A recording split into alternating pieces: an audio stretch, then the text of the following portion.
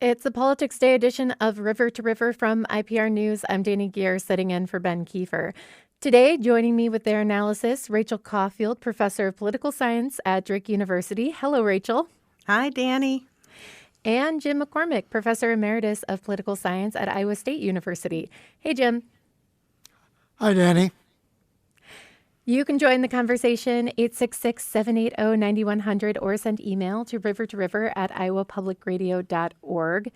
Today, we'll check in on Iowa's midterm races, how Rob Sand and Josh Turek are trying to appeal to moderates, if Zach Lane is successfully selling his Iowa roots. The Farm Bill has stalled again. Who will pay the political price? And we'll talk about the war with Iran as the Memorandum of Understanding is coming to an end. But first, primary elections were held in half a dozen states yesterday. A moderate in Wisconsin narrowly won the Democratic nomination for governor against a Democratic socialist, while a progressive in Minnesota beat out her more moderate opponent. Senator Darlene Graham, Trump's pick to succeed her brother Lindsey Graham, advanced to a runoff election. But Trump's endorsement of the MyPillow CEO wasn't enough to help him win his primary.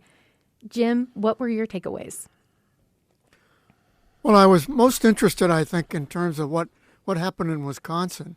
I mean, because all of the public polling shows that Representative Hong was going to be really in a double-digit lead. And it was really quite surprising to me to watch the results come in last night and how close it was. And, of course, it ends up with, I think, about 3,000 votes difference, maybe even less when they get everything counted here. So I think that was the biggest surprise to me. The other, I suppose, the second level surprise was the magnitude of Flanagan's win in Minnesota. I mean, I thought it would be a much closer race ultimately, even though Flanagan was ahead in the polling. In terms of, she really walked away with it in terms of the actual vote count. So those were the kind of two surprises to me. I thought in South Carolina there was going to obviously be a runoff. It was unclear who was going to be the second choice, but I thought that the senator would win.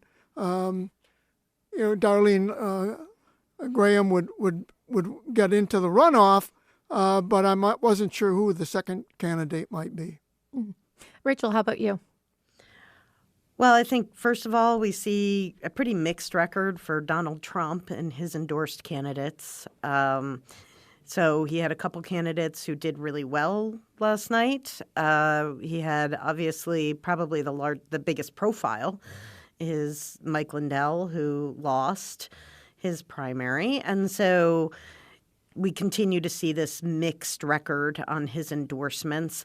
I also, there is, in fact, this ongoing conversation about the direction of the Democratic Party. And so there's no doubt that the Flanagan win and the magnitude of it is a big deal.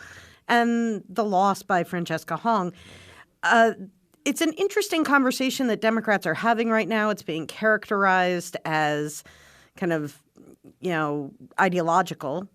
Are these mainstream Democrats or socialists? But it's also been characterized as more vibes-oriented, so the bold versus the timid, or the idealists versus the institutionalists, the insiders versus the outsiders. However you want to characterize it, I think one of the outcomes last night that has been largely overlooked is this win in Connecticut, where an incumbent representative lost their seat, essentially lost their primary, and is being replaced by somebody who's about 30 years younger than they are. So I think the generational change argument and what Democrats are looking for going forward, this is now the, fifth or sixth incumbent Democrat who has lost to a younger Democrat. And so I think this is a real trend that we're seeing. So John Larson is out now and joins colleagues, from Texas and New York, Colorado, Michigan. We're seeing this kind of generational shift. So that was one of the things that I think hasn't gotten a lot of attention. Yeah, and John Larson, 78 years old, was seeking his 15th term. And so does it seem like voters are taking age limits into their own hands, or and is this happening just on the Democrat side, or are we seeing this with Republican candidates as well? Well, it's some people have said this is like the Tea Party moment for the Democrats, where you have these ideological purists who are really pushing the party further to the ideological extremes. But I do think Democratic voters, whatever else they're doing, they are signaling to their party establishment that they want a new generation of Democrats. They want new people in these seats. There was no significant ideological difference in Connecticut. This was not a fight about how far left the party should be. This was about age, and it's hard to see it as anything other than that. So, yeah, I would argue that the Democratic base is sending a clear signal to its party saying we want younger candidates. Mm-hmm. And it's interesting what you said about it being vibes based, because when I'm thinking about races here in Iowa, it seems that a lot of our Democrat candidates are sort of trying to appeal more to the moderates. But a similarity there is I think it has more to do with breaking from the establishment parties. Is that kind of a through line between our races and what we saw in the primaries yesterday? I mean, one of the things I think that's interesting that's happening in Iowa is that we don't have this big ideological fight on the left right now. To a large extent, Democrats in Iowa have been largely pretty moderate, focused on issues that they think will appeal across the ideological spectrum. I think they got a memo that says, right, like if you want to win in Iowa, here's how you're going to do it. You're going to, really focus on agriculture. You're going to focus on appealing to rural areas. You're going to focus on not being a typical Democrat. We're not going to talk about social issues as much. And yet, I think there is a clear through line in that the Iowa Democratic Party, like parties across the country, state parties across the country, are really fielding kind of a new generation, a next generation of Democratic leaders who they think are well suited to the specific locality and the culture of the state. This is, in my mind, this is where a lot of these fights are happening, is when we think about electability, right? The two wings of the party right now have different theories of electability. One is a persuasion strategy, right? You persuade people who are independents or moderate Republicans and try to win back their votes. And the other is basically a base mobilization strategy, right? You just motivate more young, energetic, progressive people to come to the polls. And I think the party's been fighting about which of these two strategies to embrace for a long time. And in Iowa, it seems that the persuasion strategy is winning for the most part. Mm-hmm. Jim, you said that you expected to see Darlene Graham continue to the runoff, but she is a political newcomer and beat out several more experienced candidates. What can we take away from that? Why she did so well? Well, I think President Trump, of course, would claim that it was his endorsement, and I think that is probably the case in terms of helping her get at least. I mean, she got 32% of the vote. I mean, so it wasn't a dramatic kind of success, but there were at least 5 or 6 candidates that were vying, and 3 of them were really contentious. It seems to me that contenders. It seems to me, and that so getting 32% of the vote would is obviously a tribute to her, short term in the political arena.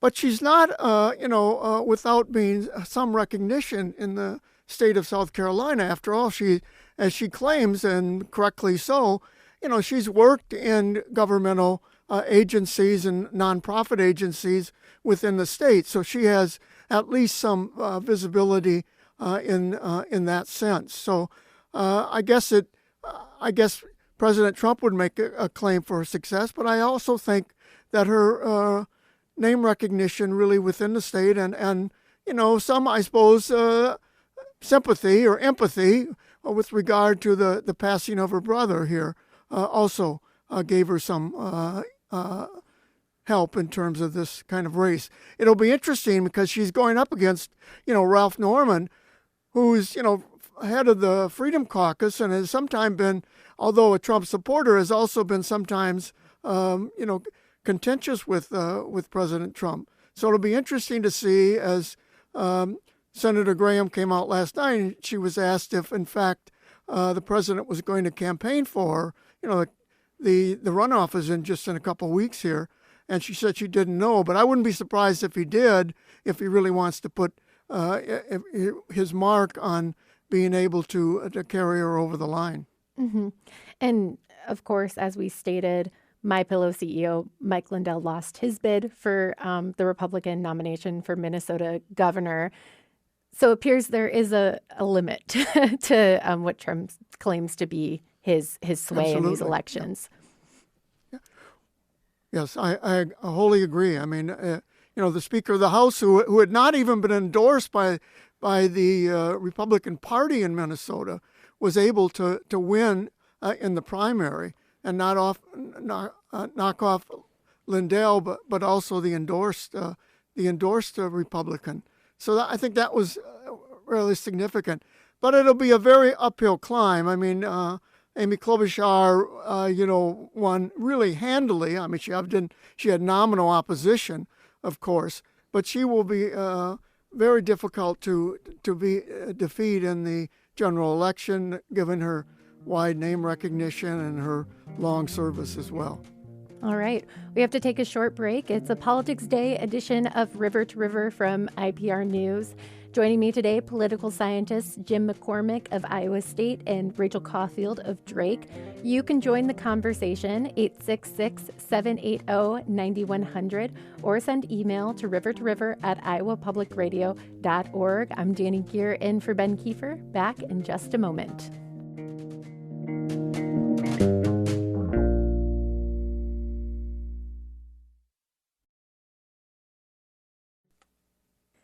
We're back with Politics Day edition of River to River from IPR News. I'm Dani Gehr in for Ben Kieffer. I'm joined by Drake Professor of Political Science Rachel Caufield and Iowa State Professor Emeritus of Political Science Jim McCormick. Before the break, we were talking about yesterday's primaries. Let's move on to the governor's race. Iowa Republican gubernatorial candidate Zach Lane is ramping up campaigning. Polls have marked the Iowa governor's race as a toss-up, and Inside Elections now says the race leans Democrat. Since his surprise primary victory, Lane has been hit with skepticism about his residency, an issue he refers to as the big lie. Because of this, it's not surprising that an ad he released last month focused on his Iowa ties. In his first campaign ad since securing the Republican nomination for governor, candidate Zach Lane focuses on his family's history in Iowa. Let's listen to the ad titled Friedrich.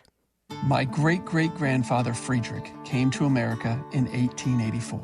He moved to Belle Plaine and built the homestead that was in our family for 6 generations until we lost it in 2005. In 2014, I bought the farm back for my kids and their kids. Each generation of our family has built Iowa, loved Iowa, and fought for Iowa. This is Iowa. It's our home, and it's worth fighting for. Paid for by Lane for Governor. Rachel, has Lane successfully left behind the issue of his split time between Kansas and Iowa, or does this continue to plague his campaign? Well, clearly we don't know the answer to that question yet. Having said that, boy, the campaign is doubling down on this message. And I think to some extent it may end up becoming a bit of a gift to the campaign that there was this early focus on his split residency, in the sense that, rather than talking about divisive issue positions or policy proposals for the future, he is airing a really positive ad about his family roots in Iowa. I think it makes him relatable, very human. There are a lot of family farms out there that have really struggled to hang on to their land. And so, being able to say, we had this great family farm, we lost it, and now I'm coming back to it. There's a lot of pride in the state that he's expressing. It's a positive, issue-less message that I think could really serve the campaign well. Yeah. I mean, Jim, how important is it for somebody to be tied to the state, have roots?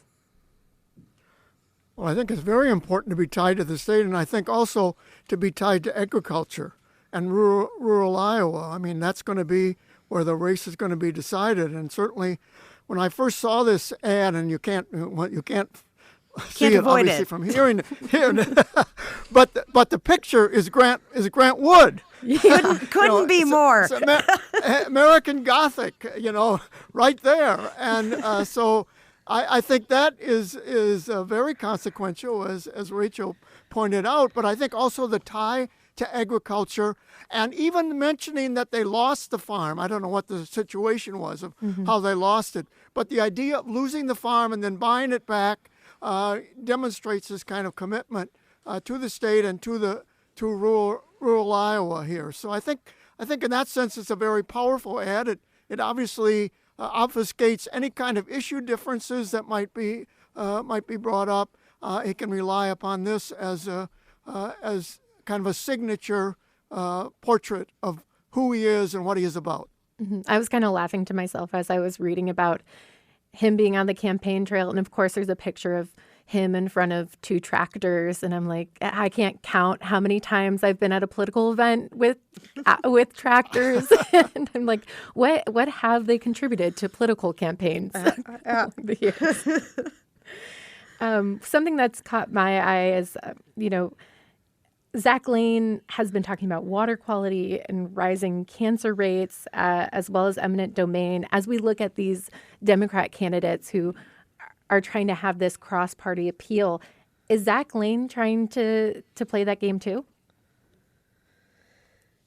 So I think, when Zach Lane kind of unexpectedly became the Republican nominee, one of the big takeaways in my mind was that his focus on water quality, his focus on cancer rates, it really cut into a central message that Rob Sand had been using in his campaign. And so to that, to those issues, I think it complicates the race for Rob Sand because he has to find other issues that distinguish him. And so on one hand, it is excellent to see two candidates, both of whom are really focused on these broad issues that impact all Iowans. On the other hand, how voters make the distinction between the two candidates becomes more difficult. And so each campaign now has to kind of try to find where persuasion can happen among the voters that they hope to attract to their campaign. I think Lane's focus on these issues has really kind of jumbled the standard alignments that we might have expected in this race. And speaking of Rob Sand, state auditor, Democrat nominee for the governor's race, Sand's campaign released a new ad last week as part of a 6-figure ad buy highlighting his support from across the aisle. Let's listen to the ad titled Genuine, featuring a lifelong Republican named Mace who shares why he's supporting Sand. I worked a county fair booth for the Republican committee. Those things that the Republican Party talk about, yeah, I actually believe in all of them. But the extremes on the left and the right are just souring everybody's attitude. Rob Sand is going to rally this entire state. He could go toe-to-toe with any insiders. He was a prosecutor and now he's the auditor. He fights and fights for taxpayers. He's genuine as the day is long. This Republican, he's for Rob. And this kind of was what came to mind when you were talking about vibes in those primary races, because he says, I agree with all the issues on the right, but Rob Sand is genuine. What do you take away from this ad, Rachel? This is exactly the campaign that Rob Sand has wanted from the very beginning. If you look at those signs, you look at the slogan, you've seen all along somebody who really doesn't want to be painted in a traditional Democrat versus Republican mold. He's been trying to get out of that dichotomy and think more broadly about how to present himself to Iowans. And so this is exactly the kind of ad that I would expect to see from his campaign. And again, it speaks to this persuasion strategy that I think Iowa Democrats realize this is how they're going to have to engage with the Iowa voters. Because quite frankly, in Iowa, in places like Iowa, the mobilization strategy that some Democrats across the country have been relying on, this kind of let's just energize a younger, more progressive base. The younger, more progressive base is not big enough in Iowa to win elections for Democrats. So mobilization is on its own is not going to flip any of these seats. Iowa Democrats are going to really have to rely on a persuasion strategy. I think Rob Sand is doing that. I think Josh Turek is doing that.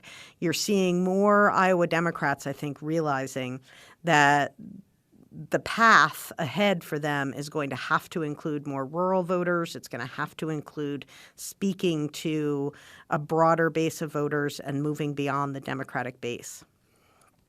When party allegiance is so tied to identity, Jim, how effective is this strategy of showing someone who flips sides? Well, I mean, Sand, if you look at his signs that are around, the bottom line says governor for all. I mean, this goes with what Rachel was talking about, trying to encompass a whole series of it. It seems to me it's not just persuasion, because the strategy has to be this, because there are more Republican identifiers and more independent identifiers than Democratic identifiers in the state of Iowa. And so that is a lesson that I think Sand is trying to put into play here, that he's got to persuade some of those independents. And many of those independents are probably Republican leaners as well as getting some Republicans. It'll be interesting to see if Lane can get a Democrat to come on board, particularly from rural Iowa, who will point out that maybe Sand is too liberal for rural Iowa. I mean, I think that's the rejoinder that Zach Lane will have to come up with if he's going to be successful here, because I think really Sand has done a very good job. I mean, he's held 99 town hall meetings across the state, and he said he was going to go on a second kind of tour and so on. So he's really got his tentacles into rural Iowa and trying to persuade those traditional Republican identifiers and those traditional independents in his direction. Because again, the Democratic base is simply not large enough for him to be successful. Mm-hmm. While the Democratic base isn't large enough, does he and Josh Turek risk alienating some voters on the left, losing some voters on the left? I don't think they have any place to go. I mean, Zach Wall lost, and he lost rather dramatically in the Senate primary. And I think the Democrats are focused on whatever kind of shade of Democrat they are. They're focused on winning an election. I think they had their chance with Zach Wall, and he got 34% of the vote. And so they have no place else to go except to stay home. And if they stay home, that also is a vote for the Republican side. Mm. Well, let's look at the Senate race. Sunday, Josh Turek visited the Iowa Speedway to drink Busch Light and talk to race fans. This kind of outreach is core to his prairie populism, as we've talked about, mirrors Rob Sand's approach. Rachel, how do you think this approach is faring? I mean, this can come off as sincere, or it can come off as pandering. I think one of the notable things is that in all the reports about his visit to the Iowa Speedway and this NASCAR race, all of them noted that he was largely unnoticed.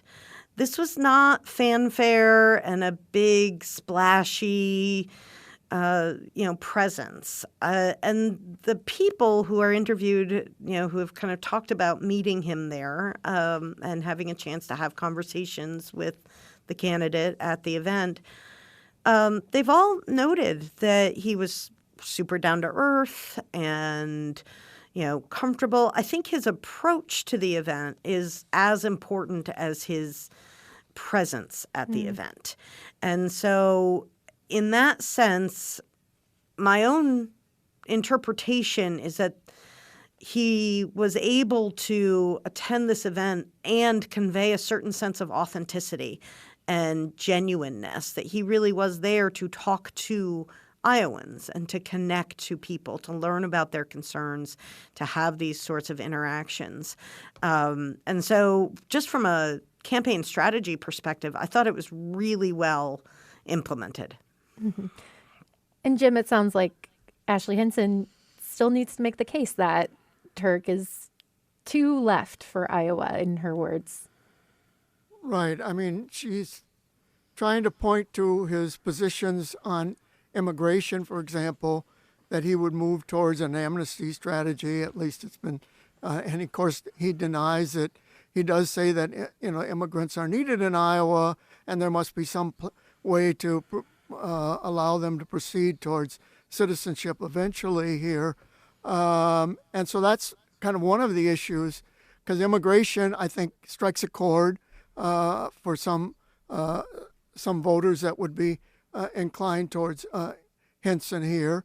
I think what's going to come up too is the other kind of issue that has been bantered about is that he missed so many votes.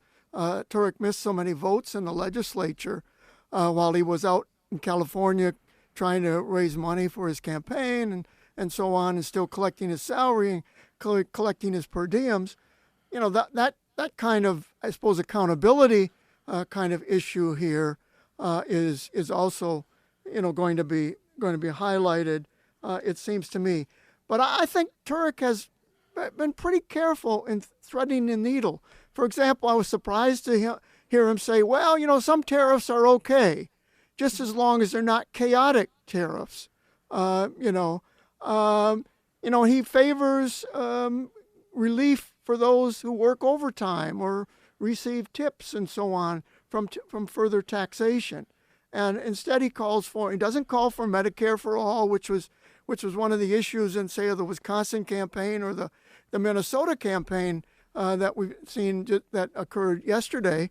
He calls for really full funding of these and, some accountability, so there is really an effort, I think, to kind of thread the needle of identifying issues that are important to him and he thinks will be important to Iowans, more support for hospitals, rural hospitals in particular, but yet not going to, if you will, sort of the progressive point of view of eliminating ICE, getting rid of moving towards Medicare for all, and so on. So I think that is part of not only the kind of humility that he demonstrated in his terms of going around at the Speedway, but also in terms of just the nature of his issue content here is quite interesting to me. We had a listener call in about the Zach Lane ad we played earlier. I guess there's been some chatter online of he didn't lose the farm, they voluntarily sold it. I guess the fact check from our producer, in 2005, 1 year after Zach graduated from Sioux City East High School, his great-grandmother Evelyn passed away. With her passing, the family's 105-year farming legacy came to an end when the farm was sold. So I guess lose is a lot more powerful word choice than sold Yes. here, right, Rachel? Yes, absolutely, more powerful. But at the same time, this happens to a lot of farming families, right? That you have kind of a generational shift. Farming is hard, and so selling the farm, while it is certainly a choice, it is also a reflection of the economic realities of the situation right now. Mm-hmm. Well, we're going to take a short break here. And After the break, I want to talk about the Farm Bill. It stalled again in the Senate Agriculture Committee, and Josh Turek came out with criticism toward the Democrats for voting against the proposal. We'll talk about that. We'll also talk about the end of the Iran Memorandum of Understanding. All of that after the break. It's a Politics Day edition of River to River. We have Rachel Caufield of Drake University and Jim McCormick of Iowa State. You can join the conversation by calling 866-780-9100 or email rivertoriver@iowapublicradio.org.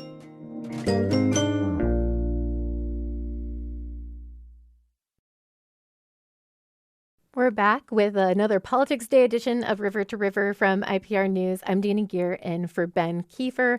You can join the conversation by calling 866-780-9100 or email rivertoriver@iowapublicradio.org. I'm joined by Drake Professor of Political Science, Rachel Caufield, and Iowa State Professor Emeritus of Political Science, Jim McCormick. We were talking about the Senate race before the break in another way that Democrat nominee Josh Turek has distanced himself from establishment Democrats is with the Farm Bill. This major multi-year package that covers USDA programs stalled again in the Senate after a proposal failed to pass the Agriculture Committee. Democrats voted against the proposal, insisting it included a 2-year delay to Republicans' requirements that states share the cost of providing supplemental nutrition assistance benefits, or SNAP. Democrat Josh Turek joined Republicans in criticizing Democrats for voting against the proposal. Jim, what do you make of this break from his party? Well, again, I think what he's trying to show is at how important the Farm Bill is. I don't think they've got past an initial Farm Bill since 2018. So, this has been sort of the highlight of agriculture, and having this kind of bill, it keeps going on and on and on. They're continuous with continuing resolutions without any real new passage here. I think he's really trying to say, I'm with you. I'm with these farm interests. He's got to appeal to rural Iowans in this election here. I mean, the SNAP issue is a very, a little bit in the weeds kind of issue. When the states and at what level. There's a so-called air rate that states would have to pick up the balance, might have some consequences. Probably doesn't affect Iowa as much, but nonetheless, this kind of technical issue, and obviously it's more than a technical issue, but let's put it that way, has stalled the Farm Bill, and he's really trying to show, where his stance are with Iowa agriculture. Mm-hmm. And this is another moment where Ashley Hinson is trying to paint his appeals to the right as inauthentic. She wrote in a statement, Josh's talk is cheap on this after Iowa farmers were outraged over his support for Prop 12 and against my Save Our Bacon Act included in the Farm Bill. Unfortunately for Josh, Iowans know he's got about $30 million reasons to keep siding with Chuck Schumer against Iowa farmers. Josh Turek's campaign came out and said that he doesn't support Prop 12. But Rachel, what do you make of this? Well, there's a lot in this Farm Bill that's really important. And the SNAP, as Jim said, the issues over SNAP, this is in the weeds, but this is also policy. This is why policy matters. It's entirely possible to grant the extension for 1 year and then do this again next year. So really they're arguing over 1 versus 2 years in extension for states to figure out their error rates before they're on the hook to pay for these benefits. So it is a symbolic issue for Democrats for the most part. This is not a make or break, but Democrats seized an opportunity primarily because 2 Republicans were absent from the committee that day, and so they had the opportunity to vote the bill down in committee, and they took it. In the meantime, there's one other provision in this bill that is really important, and that is the authorization of the sale of E15 fuel year-round. And so for Iowa corn farmers, this really is a significant opportunity to advance agricultural interests. And so on all of these levels, Josh Turek standing up and saying, no, we should go ahead and move forward with this bill. This is a really important policy position for him to take right now.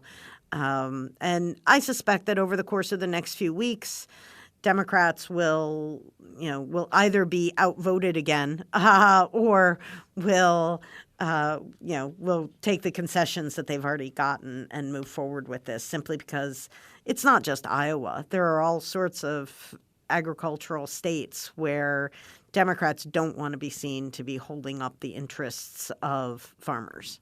Mm-hmm. Before we move on from Josh Turek, we have a caller. You can join the conversation, 866-780-9100, or send email to river@iowapublicradio.org. Carolyn in Cedar Falls wants to share her perspective on Ashley Hinson's criticism that Josh Turek has been missing too many votes at the Iowa State House. Hey, Carolyn. Hi. I think about how many weeks the House has been excused because Speaker of the House, Mike Johnson, has not wanted a vote to come before the House. And Ashley Hinson herself has had numerous weeks without doing the business of Iowans, and I'm sure that the representatives did not take a pay cut for those missed weeks of work. All right. Thanks for the call, Carolyn. Jim, what do you think about that? Well, she makes a good point, that Congress goes into recess and so on and trying to miss taking up votes here. But I think the issue was that when actual votes were held, these were missed. So it was not when they were out of session, but it's when the actual legislature was in session and these votes were missed. I think that's the point here. And Hinson has said, that she's since her time in Congress has voted only missed 2% of the votes. She's voted 98% of the time. So I think the issue is the so-called periods for the district periods, as they're called in Congress, is different than actually when there are votes on the ground. Mm-hmm. Well, shifting to U.S. House races, this is a somewhat rare moment in politics of today. Republican 4th District candidate Chris McGowan posted a picture of him and his Democrat opponent Dave Dawson on Facebook. He wrote, "We reaffirmed our respective commitments to running campaigns rooted in respect and civil discourse. I fully intend to honor that pledge and expect that our McGowan for Iowa supporters will do the same. Iowa is different, and that's a good thing." He also confirmed in the post that both intend to debate this fall. No Iowa congressional race debates have been confirmed. It reminds me of a 2020 Utah governor's race ad that featured both candidates urging for less divisiveness. Of course, the Democrat in that race netted 30% of the vote, and Iowa's 4th District is unlikely to flip blue. So the cynical part of me wants to ask Rachel, do friendly politics only exist in uncompetitive races? Yeah, I think it might be fair to say that. Chris McGowan has nothing to lose. He will win this race handily. And appearing gracious and, extending this, this hand of friendship to his opponents, it is getting him great feedback and great attention for how refreshing it is, how this is how politics should be done. This is such a demonstration of the quality and integrity of Iowa. It's a great story for him. I think he's played it really well. The recounting of the story of how they met and talked and got along and made these commitments to each other. It is charming to hear about that, and it is refreshing to hear about that in today's political landscape. But yeah, I can't imagine a situation where a similar kind of story would resonate outside, in a competitive race. And I'm also just going to note this kind of clean campaign pledge theme. I'm old enough to remember that this used to be a real thing, that candidates would put forward these clean campaign pledges and they'd try to goad their opponent into signing it so that the first person who went on the attack would face the wrath of voters. There's even a West Wing episode about this. And so, Chris McGowan here, he gets to kind of have the upper hand and say, look what a great guy I am. Look what I've done. Here's a picture of the two of us at the fair together.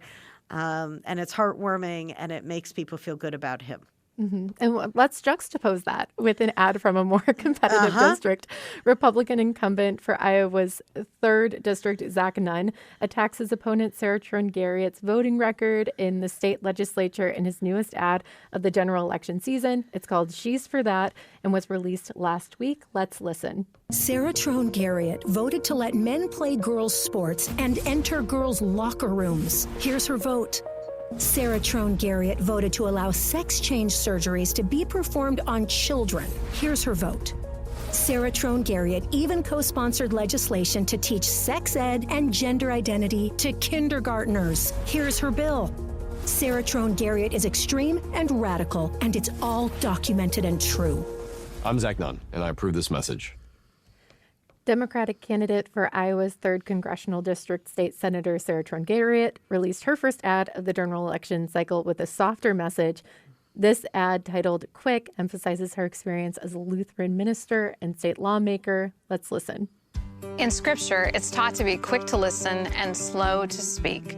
Well, Congress could stand to hear a verse or two. I'm Sarah Trone Garrett. As a Lutheran minister and a state senator, I make listening a priority. And what I hear is people are hurting, and Washington isn't helping. That costs us. That's why I say it's time to pass term limits, require town halls, and ban politicians from trading stocks. That's a message I definitely approve, and I hope you do too. Of course, attack ads are there for a reason. Jim, which of these ads is more effective? Well, the first one is pretty powerful, it seems to me, because that, of course, that is a topic that's both national and state-wise as well. So I think it can be pretty effective to those sort of middle-of-the-road voters here who are not party aligned, it seems to me. The second ad, I think, in terms of the kind of, by the end of the ad, which talks about the kind of issues that she is interested in, I think, also will garner some attention, particularly the comment about town halls, because, of course, Zach Nunn has said that has not held town halls, and that has been one of her, Sarah Trone Garrett's, one of her strong attack points against him. It's very subtle, though, so you have to be decently informed. You have to listen to it. You have to really listen to it. Yeah. You have to know what you're listening for, too. Right. Rachel, would you say, how competitive would you say the 3rd District is? Oh, I think it's going to be one of the most competitive in the country, and it'll be one of the most expensive in the country. Mm-hmm. And, the two candidates, these two ads, I think, illustrate two very different campaign strategies. This is a year where Republicans anticipate that their voters might be less enthusiastic than the Democrats. And so the Republican goal is to motivate their base, is to convince Republican voters that this is existential, that they need to come out and support the Republican candidate in order to guard against some of the worst excesses of the progressive left. That's what Zach Nunn is doing in the ad. In contrast, for the Democrats, and particularly in Iowa and places like Iowa, you have to, the Democratic base is already energized. So instead, what you want to do is you want to really reach out your hand to those independent and moderate Republican voters and say, I'm not scary. I'm very common sense. I'm not extreme. And here is why these common sense proposals work well. And I think that's exactly what Sarah Trone Garrett is doing. Mm-hmm. And we're running out of time very quickly. Iowa State Representative Zach Walz has launched the Build the Barn PAC. He hopes to support next-gen leaders and organize around these issues, the issues he ran on in his Senate campaign. Rachel, what are your thoughts on this? Well, this is in today's campaign finance environment. This is one of the best ways, I think, for would-be politicians who are seeking to keep their name in the mix, to stay relevant, to maintain networks. So this is an effort, I think, by Zach Walz to, continue a political presence, to shape the agenda, to continue building those networks, potentially to prepare for a run in the future. And so, whether or not this particular PAC becomes a significant figure, a significant organization in supporting Democratic candidates going forward, I don't know. But, I do think there's a certain amount of grace and humility in the first endorsement being your former opponent. So, they immediately got on board and said, we're going to support Josh Turek. I wish I saved you more time, Jim, but in the last couple of minutes, the 60-day memorandum of agreement between the U.S. and Iran expires this weekend. An Iranian military advisor said Tehran could prolong the war until Trump is out of office and traffic in the Strait of Hormuz has fallen to a new low. Where are we at this point? Well, I think we're at probably February 28th. I mean, we're back to sort of where we started. I mean, one of the real challenges for the Trump administration is I don't think they want to go back to warfare, and they don't really know how to get out of this situation. And the Iranian strategy, it seems to me, is twofold. Hold on to, or at least endanger the Straits of Hormuz as much as possible, and wait for the November elections to see if the Congress changes and there's a considerable amount of legislation to stop American involvement. I think that's the baseline strategy, since Iran doesn't have very much domestic kind of constraint on what they do. I mean, they're obviously hurting economically, but those in power are willing to endure, and so that's kind of where we are. It's a cynical view and somewhat on my part, but the 60-day memorandum has really faltered and has not gotten us very far. Mm-hmm. Well, Rachel and Jim, thank you both for your analysis as always. Thank you. Thank you very much. Rachel Caufield, Professor of Political Science at Drake University, Jim McCormick, Professor Emeritus of Political Science at Iowa State University. Today's show was produced by Sam McIntosh with help from Nev Kelly, Steve Cooper, and Tony Sarabia. Ben Kieffer will be back in a couple of weeks. I'm Dani Gehr. Thanks for joining us.